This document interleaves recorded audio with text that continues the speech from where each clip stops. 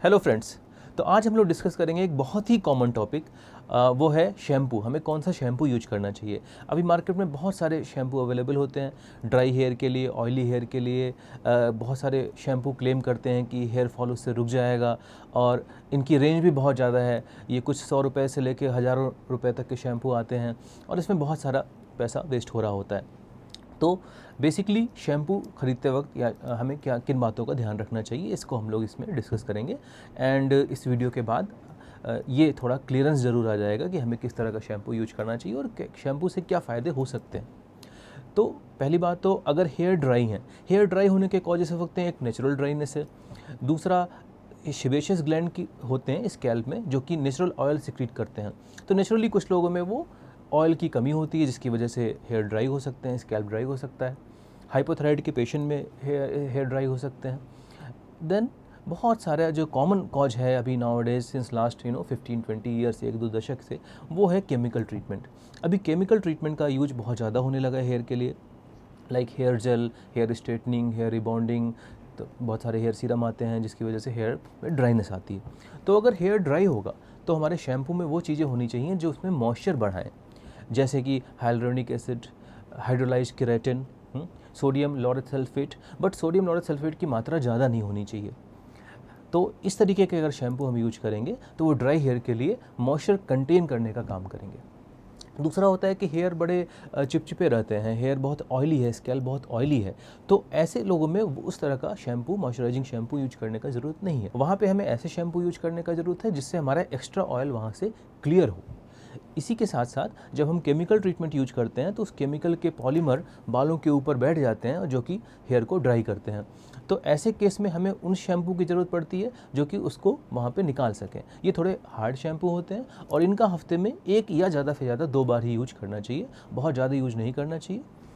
फिर बात आती है कि हाँ, एक दूसरा कॉमन क्वेश्चन होता है कि पसीना बहुत आता है, रेगुलर जिम जाते हैं उससे पसीना आता है, जिम जाना अच्छी भी बात है, तो उसमें अगर हम रोज़ शैम्पू नहीं करेंगे तो वो बाल बहुत ही अनमैनेजेबल हो जाते हैं, बहुत चिपचिपे हो जाते हैं, डर्ट ग्रीम इकट्ठा हो जाता है और वहाँ पे रोज़ शैम्पू करना चाहिए या नहीं। तो इसका आंसर है हाँ, कर सकते हैं। जैसे जो बेबी शैम्पू होता है उसके अंदर बहुत ही माइल्ड सब्सटेंस होते हैं, सोडियम लॉरेट सल्फेट की मात्रा बहुत कम होती है, सर्फेक्टेंट है तो होता तो है बट बहुत कम मात्रा में होता है। पॉलीइथिलीन ग्लाइकोल 17 होता है, फ्रूट ऑयल होते हैं, कॉक्साइडोब्यूटेन होते हैं। तो ये सब जो केमिकल हैं ये बालों का जो नेचुरल जो सीबेसियस ग्लैंड की एक्टिविटी है और बालों का जो नेचुरल ऑयल है उसको डिप्लीट नहीं करते। इन केमिकल से बालों में ज़्यादा ड्राइनेस भी नहीं आती और रेगुलर यूज के लिए हम इस तरह के शैम्पू वहाँ पे यूज कर सकते हैं। फिर एक बात आती है कि डैंड्रफ बहुत ही कॉमन है। हमने पहले डैंड्रफ का वीडियो भी बनाया था और डैंड्रफ बहुत ही कॉमन प्रॉब्लम है। लगभग 60-70% लोगों को ये प्रॉब्लम होती है और लाइफ में कभी ना कभी की बात की जाए तो शायद 100% लोगों को ये प्रॉब्लम हो सकती है। तो डैंड्रफ जब होता है तो उसके लिए कुछ शैम्पू या डैंड्रफ या कुछ और स्कैल्प की कंडीशन होती हैं जैसे कि स्कैल्प सोरियासिस या सीबोरिक डर्मेटाइटिस, तो उसमें हमें मेडिकेटेड शैम्पू यूज करने की ज़रूरत पड़ती है, जैसे कीटोकोनाजोल, जिंक पैरिथियोन, सेलिनियम सल्फाइड, सम केराटोलिटिक्स लाइक कोलतार, सैलिसिलिक। तो ये जो चीज़ें होती हैं ये मेडिकेटेड होती हैं और इसको आप डर्मेटोलॉजिस्ट से कंसल्ट करने के बाद ही उसको शुरू करना चाहिए।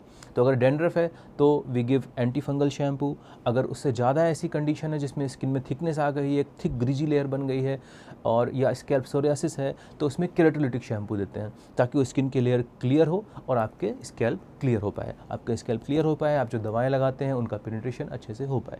सो बेसिकली जो शैम्पू का वर्क है, सो बाय एंड लार्ज जो शैम्पू का रोल है वो हेयर को क्लींज करने का है ताकि आपका स्कैल्प क्लीन रहे, उसमें डर्ट ग्रीम इकट्ठा ना हो, जो ऑयल ग्लैंड ऑयल निकाल रही हैं वो वहाँ पे बहुत ज़्यादा इकट्ठा ना हो जो कि अगेन डर्ट ग्रीम इकट्ठा करके डैंड्रफ को बढ़ा रही हैं, सीबोरिक डर्मेटाइटिस को बढ़ा रही हैं।